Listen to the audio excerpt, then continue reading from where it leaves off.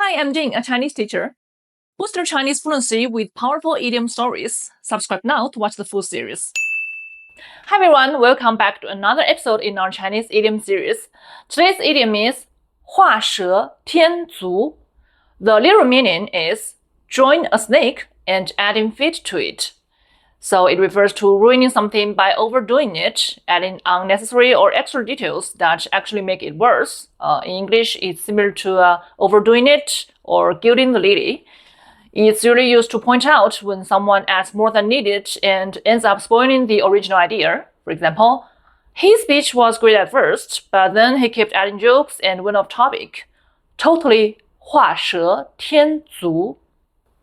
Here's the historical story behind the idiom.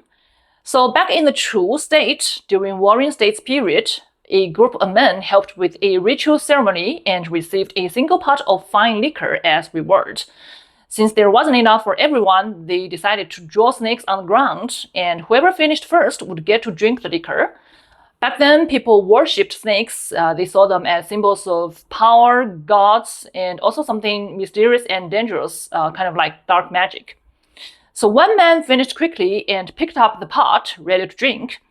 But when he saw that the others were still drawing, he got cocky.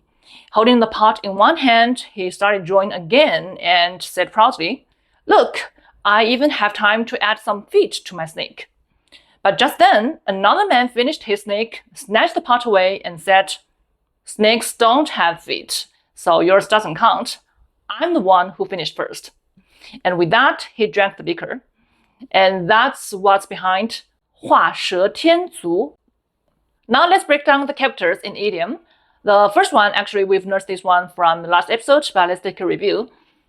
画, to draw. For example, 画画.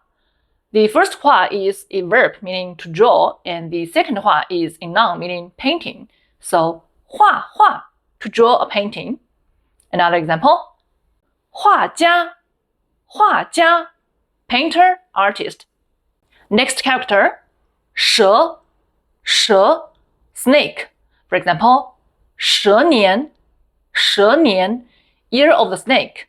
So 蛇, snake, is one of 12 Chinese zodiac signs. For example, this year, 2025, is 蛇年, year of the snake. And last year, 2024, is the year of dragon. Next one, 添, to add. For example, 添加. And in this word, both 添 and 加 mean to add, so the words they make up still means the same. 添加, to add. Next one, 添麻烦. 麻烦 is trouble, so 添麻烦, to cause trouble.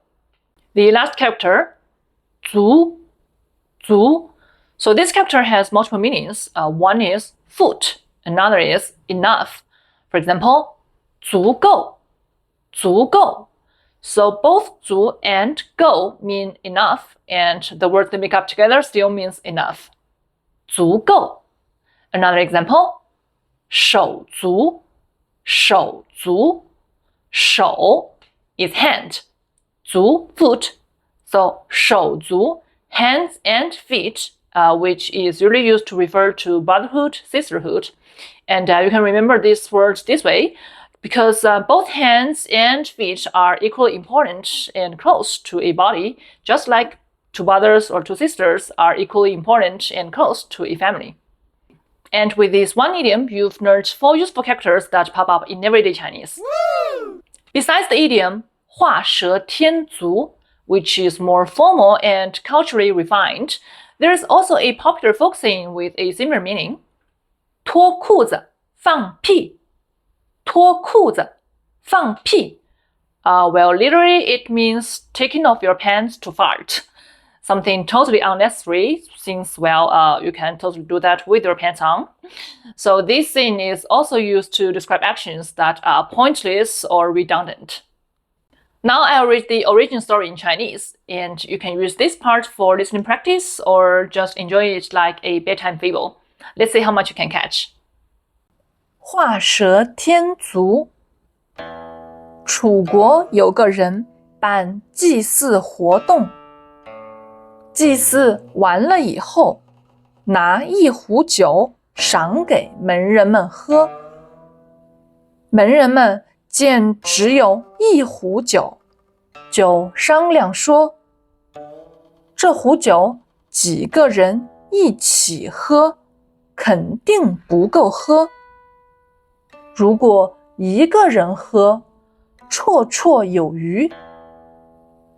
我们可以一起在地上画蛇，谁先把蛇画好，这壶酒就归谁喝。于是大家都飞快地在地上画了起来。